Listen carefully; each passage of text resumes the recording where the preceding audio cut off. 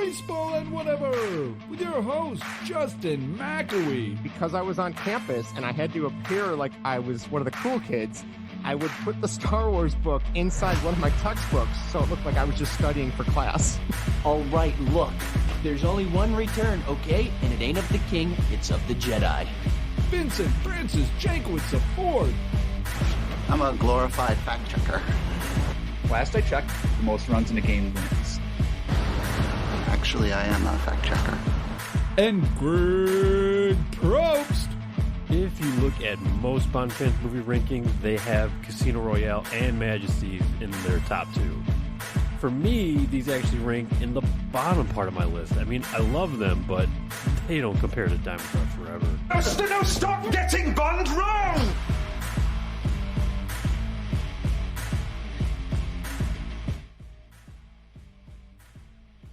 Hello, everybody. Episode 70 of Baseball and Whatever. I'm back solo again this week, so I hope you enjoyed my little thing last week. Vinny is still dealing with some work stuff. I believe he said it's like end of the quarter financial business stuff. I don't know. That is not my field. So he is out for this week, and Greg has still got a lot going on, got a baby on the way. So he's taking some more time off. So hopefully next week we'll have another guest co-host, I'm thinking. We'll see how the week goes. But this week, probably a little bit of a shorter show because it's just me. And I'll be honest, doing this by yourself, kind of difficult. So we're going to talk a little bit of Bears. We'll talk a little bit of Bears football. We'll talk a little bit about the Packers, the game that went on. Maybe we'll make a little prediction for the Bears and Texans game coming up. We got to do a deep dive on the White Sox because I'll be honest, I don't know what you do. I feel like that sound you're hearing is maybe the window shutting for the White Sox because I don't know what this team is doing and where they're going to go. So we'll dive into that. I also want to take a look at the 2023 roster, see how much salary they got on the books. We'll talk about that. And we'll probably get to a little Brett Favre talk, like I said, because still kind of a douche. And some more stories broke overnight last night that we'll get to. So we'll talk all about that. That'll probably be our whatever topic for this week is just talking about the Bears and making some predictions because it's kind of hard to do whatever when you're by yourself. So bear with us. We will hopefully be up to full strength again in the near future.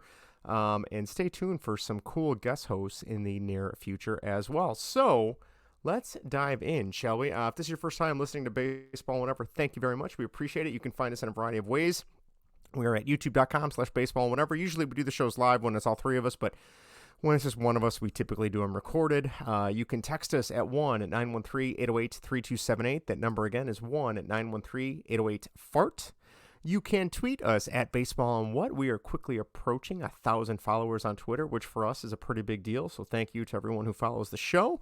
And you can find us on a variety of podcast apps, whether it's Apple, Spotify, Google, Spreaker, Anchor, iHeartRadio, Amazon Music, Overcast, Podcast Addict, you name it. Search for Baseball and Whatever. We are there. All 70 episodes and all the other side stuff we've done on the side is all there for your audio pleasure. And lastly, you can write into the show at baseballwhatever@gmail.com. So special thanks to Belly Up Sports. They're the ones that keep the lights on, keep this thing going, keep us using StreamYard, so we appreciate that. And we'll get into our other sponsor a little bit later like we normally do. So, episode 70. I'll be honest, it feels wrong to do our numbers with athletes in Chicago. And plus, I'll be honest, I don't know any 70 athletes. I'm sure there's some. I'm sure Greg and Vinny are yelling at me right now through their headphones or car speakers if they're listening. There's probably some relief pitcher from the White Sox from like 15 years ago that one of them remembers. But we'll recoup that segment when they get back. No text or voicemails this week. We do actually have a voicemail that Vinny left in that we will get to when we get to the Bears talk a little bit later. And no YouTube comments this week. Pretty light week. Obviously, it was a lighter show. Special thanks to Shaggy Von Doom. We had him on as our guest co-host last week in the whatever segment. We ranked our top 5 hockey jerseys of all time. I'll be honest, I had a 90s Vancouver Canucks jersey in my cart from the NHL shop. It was down on sale for $90, and then I tried to talk myself out of it, and I did. So that is $90 I saved. We'll see. There's still a few more hours till that sale goes out. But, yeah, there you go. Again, check him out. You can find him at Shaggy Von Doom on Twitter. He is also the host of the Locked On Sports Avalanche podcast for the Colorado Avalanche, the Stanley Cup winning Colorado Avalanche, who just signed Nathan MacKinnon to a huge deal worth $12.5 million Totally deserves it. Took a $6 million deal, I believe, last time, and absolutely deserves it. He's the heart and soul of that team, so good on him.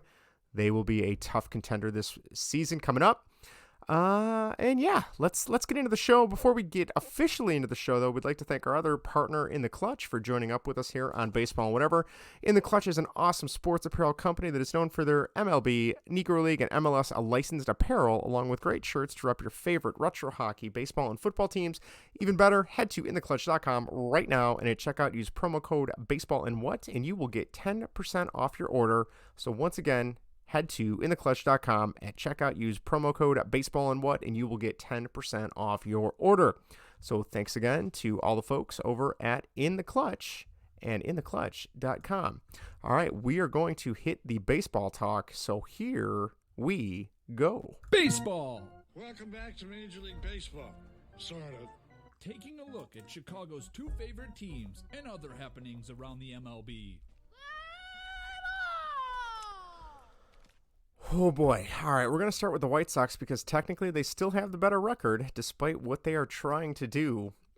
This week they had the huge, and I can't emphasize this enough, the huge series against the Cleveland Guardians. It was a 4-game series. They are in Game 3 right now, and they are losing Game 3, and they also lost Game 1 and 2. But the goal was win Game 1 and try and maintain some sense of hope that maybe, just maybe, you could catch them, because you're not going to catch the wild card. And unfortunately, to say it in some pretty demeaning terms, they kind of shit the bed on Monday. I believe it was Monday or Tuesday night. Tie game going in. They played 11 innings. Sox took a lead. I think it was a 2-run lead at the end there in the 10th inning. And then everything kind of fell apart. I believe they ended up losing by 5 or 6 runs. Really hard to see. Dylan Cease pitched a great game, made it through 6 innings. I think he was at like 100 pitches or so. When the game was on the line, they brought in Jake Diekman, the lone acquisition at the trade deadline. Diekman, relief pitcher from Boston, I want to say. I'm sure Greg can write in and correct me on that one. And he did not have it. He was giving up hit after hit, run after run. It was just a mess. So you can kind of close the book on the White Sox season. They are not officially eliminated yet from contention, but I believe some of the sports radio hosts in Chicago pretty much did the math, and they would have to go undefeated the last 13, 14 games and then hope that both Cleveland and I believe Tampa Bay would lose everything the rest of the way. And let's be honest, that is not going to happen. So White Sox fans, I am sorry. This season has been a huge disappointment for the White Sox. I can't even imagine what the White Sox fans are going through. John Heyman also had a report this week that Kenny Williams and Rick Hahn will be returning next season, and Tony may be reassigned to another position. Your guess is as good as mine in terms of what position that is. I'll be honest, I don't think he's going anywhere. Unless he's still has the health issues with his pacemaker recently, I think you're going to see him in the dugout. Now, if the health issues are still there, then yeah, I could see Jerry Reinsdorf giving him some cush gig up in the front office. I don't know. Head of transportation maybe for him. Oh, that would be a bad idea. I don't know. I'm not quite sure what we would give him. Head of being what did he say? Hall of Famer baseball person, something like that. They'll make up some bullshit position for him and he'll be happy there. But then that gets into who do you hire for a manager if you bring him up to the front office, you bring him upstairs. Miguel Cairo looked good for those first 10 games or so, but if I, as a Cubs fan, Mike Quade looked great at the end of the season too, and then look what a disaster that was to have Mike Quade as a manager. So I'd be a little hesitant. I would want to maybe do a little bit more research on Cairo if you are so inclined. Really, I don't know who else you go. Joe Girardi is out still. He's been doing actually broadcast work for Marquee with the Cubs. I don't know. He kind of runs his course as he did with the Yankees, as he did with the Marlins and the Phillies. That did not go anywhere, unfortunately for him. Yeah, I don't know what you do. I really don't know what you do. It's rough. With the fact that Rick Hahn's not going anywhere, do you blame Rick Hahn when his hands were tied by Jerry Reinsdorf after the Tony signing? But then, he did absolutely nothing at the deadline. They were happy with the team they had, and all we kept hearing after every season, pivotal season moment was, oh, don't worry about it. You don't know what you're talking about. We're going to get hot. Or, after every big moment where they needed a win, don't worry, we're going to get hot. They got swept by the Diamondbacks earlier in the season. Oh, don't worry, we'll be fine. Baltimore came in the summer and knocked their pants off, and that was when Baltimore kind of had that upward trajectory. Don't worry, it's going to be fine. The Oakland A's came in a couple weeks back and just kicked the crap out of them. And it's the Oakland A's. Like, I like the Oakland A's, but they are garbage. And they had the White Sox number. So, and then there was this idea that they were resting players. We had so many issues with they couldn't find their legs, but don't worry, we're going to rest them so that they are good to go at the end of the season. Well, you didn't win the games in the middle of the season to get you to the end of the season, and now you don't have an end of the season. So, man, I can't imagine. My heart goes out to Greg. I know he's a diehard White Sox fan. I don't know how he's doing. I haven't had a chance to talk to him lately, but oh boy, man, that's rough. That is rough. I don't know.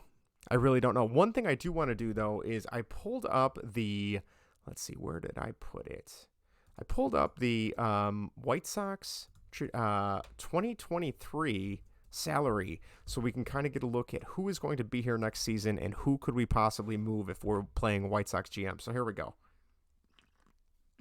Sorry there, I had to take a drink. All right. Elvis Andrus has been an amazing pickup for them. He's at the end of his contract. He has a vesting option for 2023, so it's $15 million. So the White Sox would have to pick that up, is my understanding.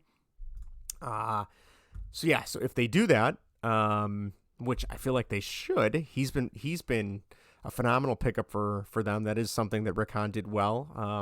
The problem is that they had to be put in a position to kind of find him off the scrap heap. So there you go. There's one. I don't think Elvis Andrus is going anywhere. So do you put him at second? You're not going to put him at short because you have TA there. TA is coming back, I'm assuming. I don't see why he wouldn't. Oh boy, Yasmani Grandal has one more year on his contract at $18.25 million. He has been an absolute disaster this last season. Can't hit. On base percentages isn't there anymore. A couple seasons ago, he had a really high on base OBP. Doesn't have it anymore. Can't really catch very well. You're stuck with him. I don't know anyone that's going to take an $18 million catcher that can't really play catcher anymore. Both him and Elvis Andrus are 33 at this point, so it pains me to say they're getting old because I'm older than them, but they're not getting any younger, so that's something they might want to think about. Here's another one. This is one on Wednesday night's game. Boy, he looked horrible. I don't want to say he wasn't trying, but man, was it rough. Yoan Moncada. He is currently making $13.8 million.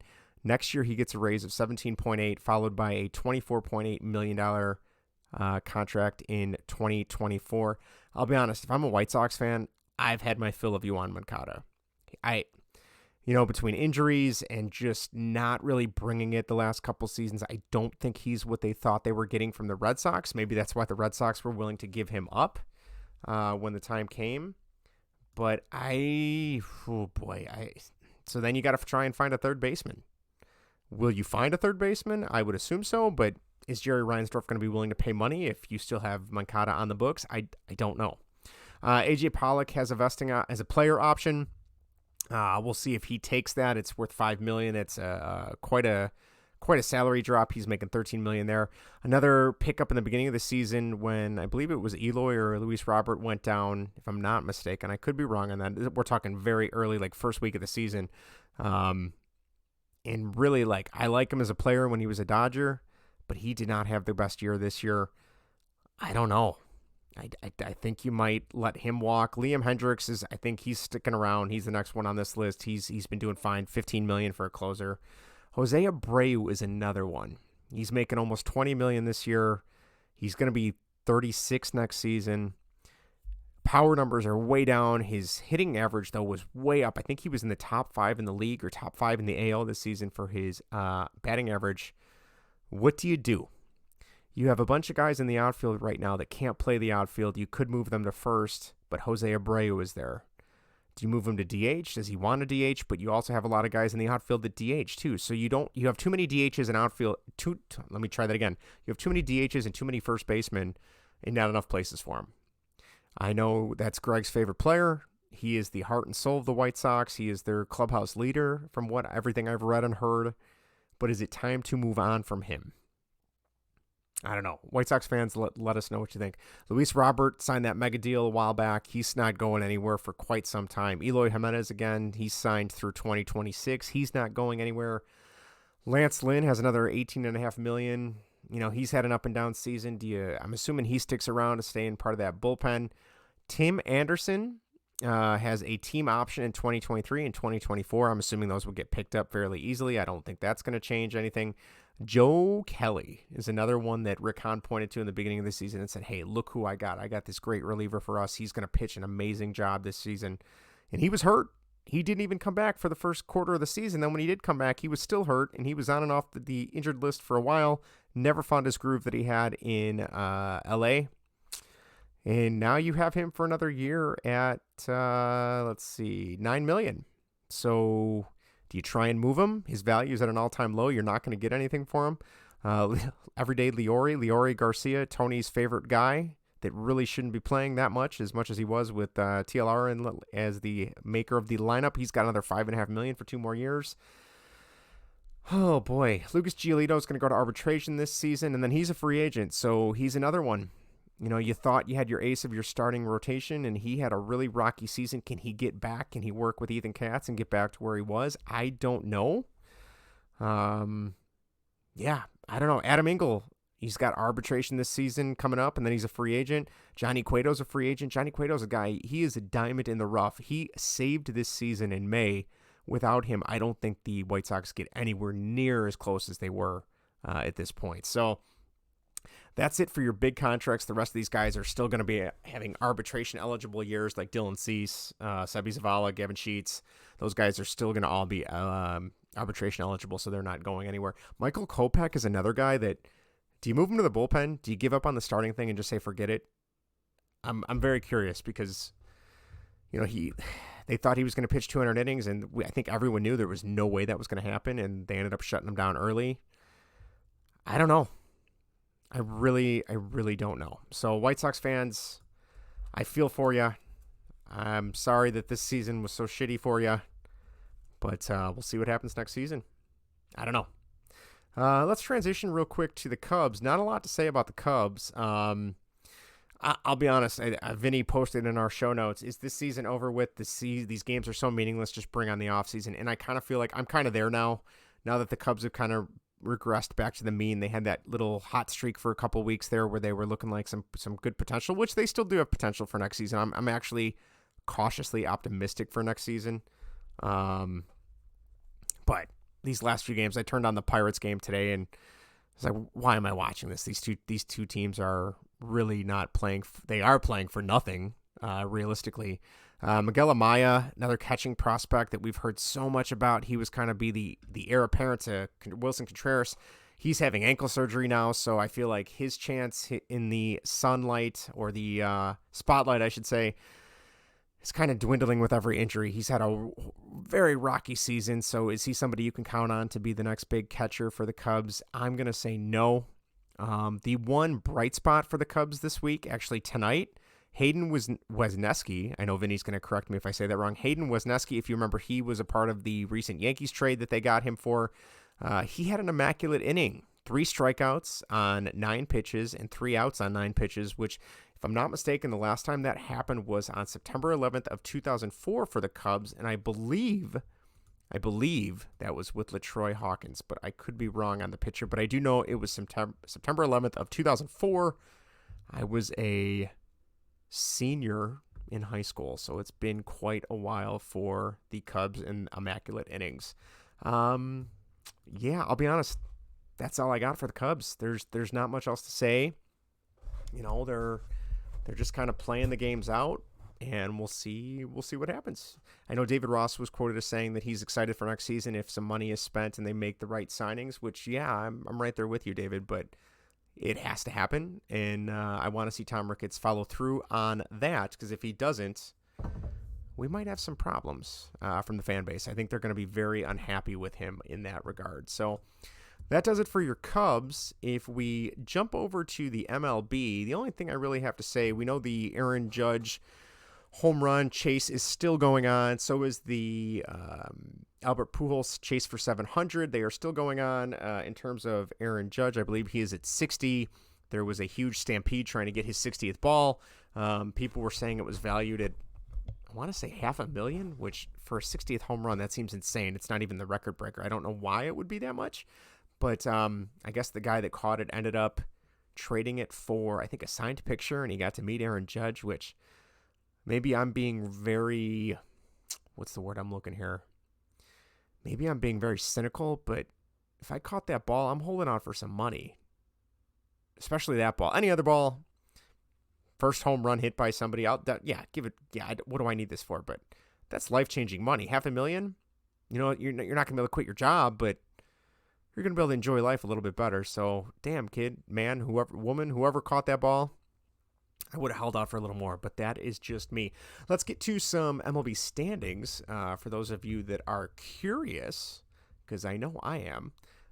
Let's start with the American League real quick here as this loads up for me. All right, the Yankees are in first. They've kind of righted the ship a little bit. They're on a 3-game winning streak. The Blue Jays are 7 games back, and the Tampa Bay Rays are 8, followed by the Orioles that are 12.5 back. So those last 3 teams I mentioned are going to be fighting for the wild card. The Yankees pretty much have the division locked up.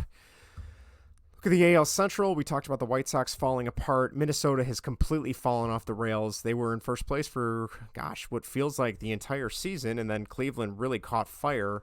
And, well, the rest is history at that point. But, Cleveland is in the lead. The White Sox are now 6.5 back, so you can close the door on them. Their elimination number is 8, but realistically, come on. And Minnesota is 9.5 games back. The other 2 teams, Kansas City and Detroit, has been eliminated. Kansas actually just fired their long-time GM. So we'll see. They had kept him around since the World Series win. And if you know anything about Kansas City and the Royals organization, they have been garbage ever since. So we'll see if anything changes there, but really it's still just Cleveland's show, and they're having a lot of fun right now. They are stopping the White Sox and the Twins and taking names. AL West, the only team that's left standing in the AL West is the Houston Astros. They have clinched the division with 99 wins, and this is crazy. They have a 209 run differential, so they have earned or batted around 209 more runs than their opposition, which is crazy. And actually, that is the highest in the league besides the Yankees, which is at 222, and the Dodgers, which is at 325, both incredibly high. If we switch over to the NL East, we have the Mets and the Braves, which have both clinched playoff spots, but the Mets are currently in first by a game. Philly is 12.5 back. Their elimination number is 1, but you will see them when we get to the wild card standings in a second. And then lastly, we have the St. Louis Cardinals. It pains me to say this. They are the leaders of the NL Central, followed by the Milwaukee Brewers, which are 7.5 back. The rest of the NL Central has been eliminated. And lastly, the Dodgers are your NL West champs with 103 wins and a 325 run differential. And everyone else has been eliminated from contention in terms of the division. Let's jump over to the wild card now. All right, for your AL wild card, the top 3 teams that are in that position right now are the Toronto Blue Jays, the Tampa Bay Rays, and my dark horse team, the Seattle Mariners. I'm so happy for them and Scott Service and the guys there.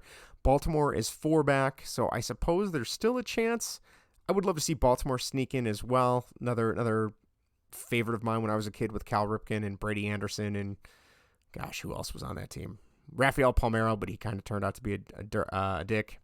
Lying to Congress about taking steroids. The White Sox are 6 back, but I think most of Chicago has resigned to the fate that they are going to be eliminated very shortly. So there's your AL wildcard. And then your NL wildcard, the Braves have technically already clinched a wildcard spot.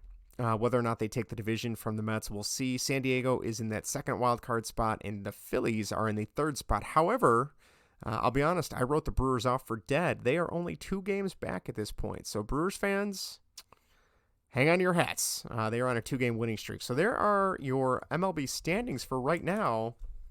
And I'll be honest, that's all I got for baseball. The baseball talk is winding down. When the guys get back, I'm sure maybe we'll do a little playoff prediction show. But Cubs and White Sox, their seasons are really... Well, Cubs season is really over. White Sox season is all but over. The fat lady is warming up if she has not started belting out her tune. But that closes the book on our baseball talk for today. Oh, boy, we are going to get to the sideshow, freak show, clown show that is the Chicago Bears right now. Let's get to it, shall we? All right, let me find the drop for that. StreamYard is being a little finicky with their stuff. Here we go. Manures of the Midway, where the guys talk the pile of horse crap that is the Chicago Bears. When you consider the other choices, manure is actually pretty refreshing. All right. Thank you, George Costanza. All right. Okay. Where do we want to begin with the Bears? Holy cow. All right. Well, let's recap the Bears and Packers game, which was a complete shit show. But yeah, let's look at the box scores first. If we look at the Bears passing, Justin Fields was 7 of 11 with 70 passing yards and 1 interception, 0 touchdowns.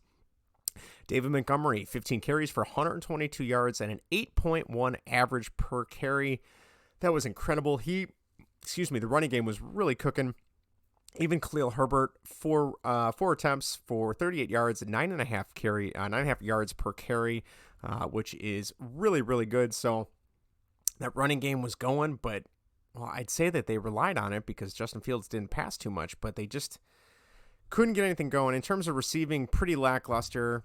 Equanimeous St. Brown, 2 receptions for 39 yards, and that is pretty much your biggest receiver at 39 yards and 2 receptions. The other thing that Roquan Smith, 5 tackles, he is currently not looking like he might play this week. He's day-to-day, I believe, with the hip. And yeah, for holding out or holding in, he played okay that first game. The second game, though, didn't look too good. So we'll see in this hip, if there's a potential hip injury, that could hurt him down the road as well. In terms of the Packers, Aaron Rodgers, most hated man in Chicago, I'd imagine. 19 for 25, 234 yards, 2 touchdowns. Aaron Jones ran for 132 yards, almost 9 yards per carry after 15 carries. And then we had A.J. Dillon, 18 carries, 61 yards. Sammy Watkins, 3 receptions for 93 yards. He was your biggest receiver, and that about does it in that regard. I also didn't know, Bears fans, I did not know Pat O'Donnell went to the Packers. I was still surprised that they cut him or released him, but that's neither here nor there. So that is your Bears box score. Just not a good game, and I don't know if it was play calling on Luke Getsy's part for the Bears, but just a lot of, I think they're trying to protect Justin Fields, but you're not letting him throw that often. The first game you can throw out because it was an absolute monsoon and nothing was going to work very well in that game. I think they got lucky in beating the 49ers, but this game, weather wasn't that bad, and they did not want him throwing. And now, granted, the running game was working, but at some point it stopped because they ended up losing 27-10. Just a bad look, just a real bad look. So we have the Bears and Texans game coming up. Lovie Smith is back in Chicago. And I'll be honest, I don't know what to make of this game. It's going to be interesting.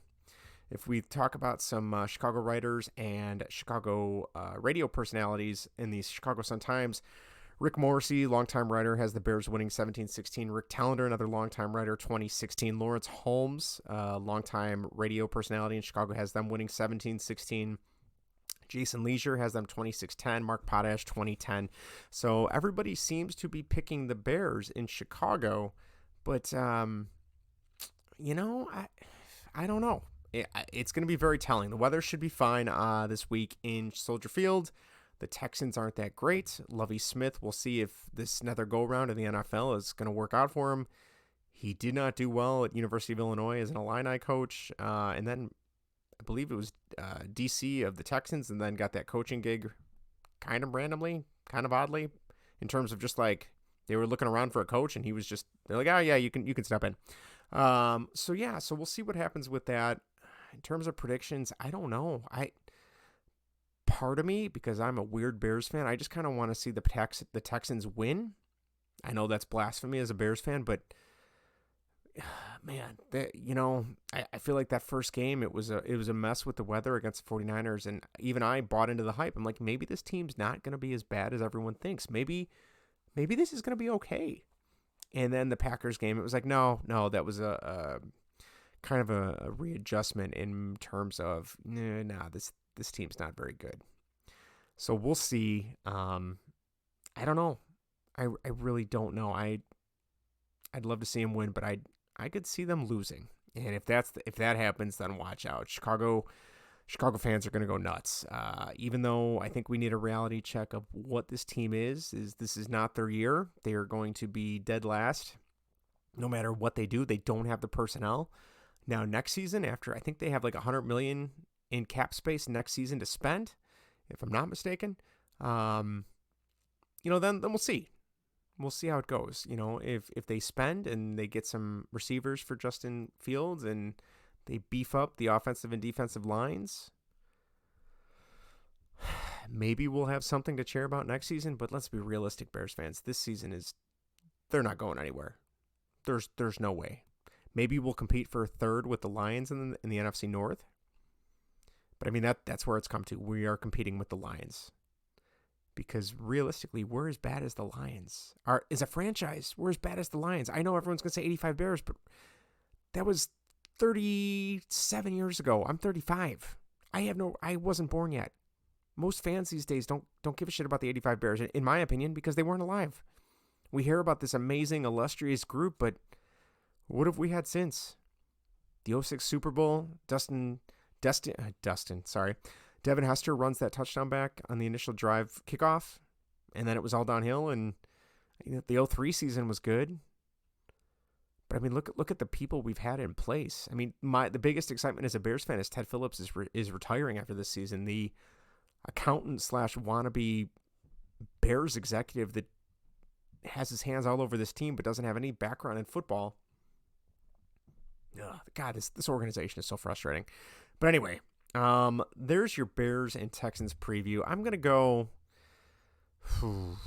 let's go 21-13 Texans. Because I hope Justin Fields is ready to go and has an awesome game. I really hope there's something there. I hope he can kind of come back and prove people wrong, because the naysayers were already out this week. They were ready to write him off, which after half a season last season and 2 games this season, not to mention a horribly shitty coach and a horribly shitty offense last season, and not a good one this season either. I want to give him a little more time, give him the benefit of the doubt, but we'll see what happens. Speaking of Justin Fields, though, Bears fans, we need to talk. Oh, God. All right, so after the Bears game, Justin Fields was at the press conference at the podium speaking about the loss, and you could tell he was pretty dejected. I mean, he's a younger guy. He's a year and a half, 2 years out of college. Very short answers, was just really frustrated. And it came out at one point, I can't remember what question was asked of him, but he said, "This hurts a lot. It hurts more in the locker room than to the Bears fans, because at the end of the day, they're not putting in any work." That quote makes perfect sense to me. Bears fans are sitting at home watching the game and eating food and drinking. What work have Bear fans put in? None. Yes, you may have bought a jersey. Yes, you may paint your face. Yes, you may watch the game or have, the DirecTV package so you can watch them out of town. But you're not putting in any work. You're not on the field. You're not working out and staying in shape and putting your body on the line. So he had every right to say that. Every single right. He says it hurts more in the locker room than to the Bears fans, because at the end of the day, they're not putting in the work. We are. And Bears fans out here lost their mind, saying, "How dare he? We pay his salary." Yeah, so what? He's doing the actual athletics, not you. You're sitting on your couch watching the game.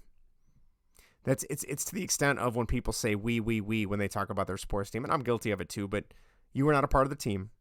They are not going to look twice at you. You are a fan. Remember that. It blows my mind. I believe it was David Kaplan. I caught the tail end of part of his show today, and he was talking about, how dare you disrespect the fans. He didn't disrespect the fans. He's right. He's putting in the work. He's the one whose job this is. Is he getting paid millions of dollars to do it? Yeah. But that's because the money's there, and if he doesn't collect that check, someone else will. Should athletes get paid that much? Probably not. Should the doctors, teachers, firefighters, should those people get paid that much? Yeah, hell yeah. But is that going to happen? No. So, again, it hurts more in the locker room than the Bears fans, because at the end of the day, they're not putting in the work. You're damn right.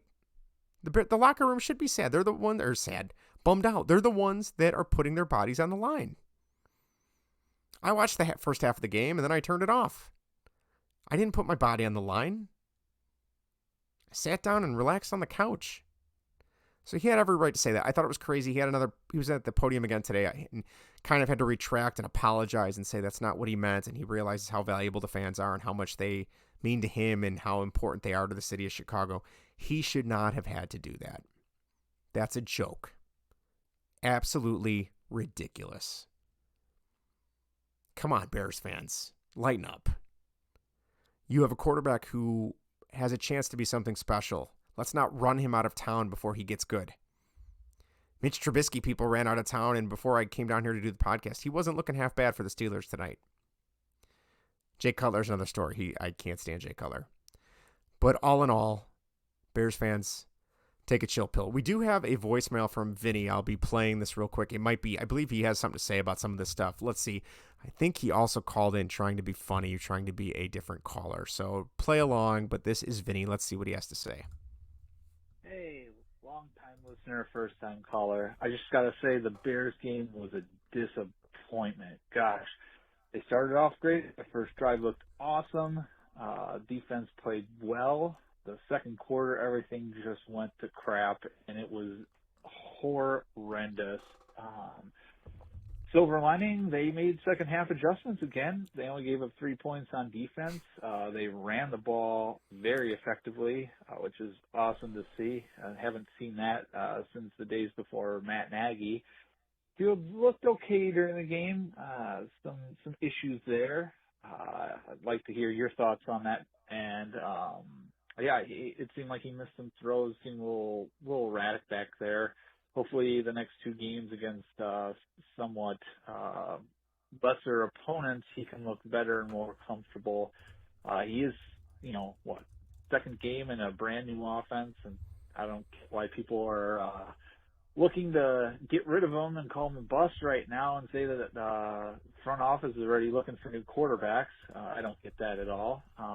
And Bears fans, we really don't deserve anything nice if we're going to trash Justin Fields over his comments about, it meaning more for the players. Isn't that what we want? The players to care more than us fans, because we care a lot and they should care more than us.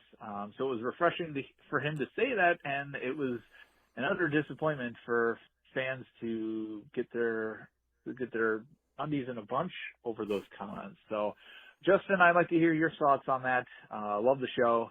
Keep up the good work. Well, Vinny, you should love the show. You're one of the three musketeers that make this show go. So, Vinny, thank you for sharing your thoughts. I appreciate it. Yeah, I think Vinny nailed it. Everything I just said, I completely am in agreement with him.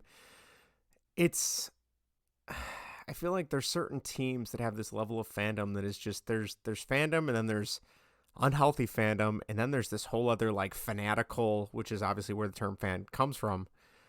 Some Bears fans are there. And it's scary when they make that like their persona, or it's a part of their personality or identity. I love hockey. I love the Blackhawks. I have Blackhawks stuff behind me, but when I meet people, I don't say, hi, I'm Justin, I'm a Blackhawks fan. No. I'm a dad. I'm a teacher. Where these fans that were calling for Justin Fields' head, like those are the type of people that would identify, well, I'm a Bears fan. That's my life. That's my hobby. That's what I do. Which, personally, a little unhealthy if you ask me, but who am I? I'm not a psychologist. But yeah, so no, Vinny, you nailed it. I don't know. If, like Vinny said, we play the Texans. I just said I wouldn't do that. The Bears play the Texans this Sunday, and then they play the New York Giants next Sunday, which not that great as well, but I know they've had a little bit of a better start to the season with Daniel Jones, if I'm not mistaken. So we shall see. I don't know. Like Vinny said, Justin Fields, the Bears had that great first drive right off the kickoff, and then after that there was nothing. In terms of adjustments, I guess they did make some defensive adjustments because they were able to kind of tighten up a little bit, and kind of keep the Packers to a field goal, but also at that point were they really trying as hard because they had the game locked up by halftime already. There's also the Justin Fields. Did he cross the plane or break the plane with the ball? We need to talk about that. Luke Getsy calls a quarterback sneak or quarterback draw off the shotgun when you're like half a yard from the goal line. I've never played football besides Madden and NCAA and NFL Blitz. I never played football in real life. But when you're, say, I don't know, a foot from the goal line to score a touchdown, why would you call a shotgun and put yourself back like 3 yards? Right? 2 yards, 6 feet, 7 feet. Why would you do that?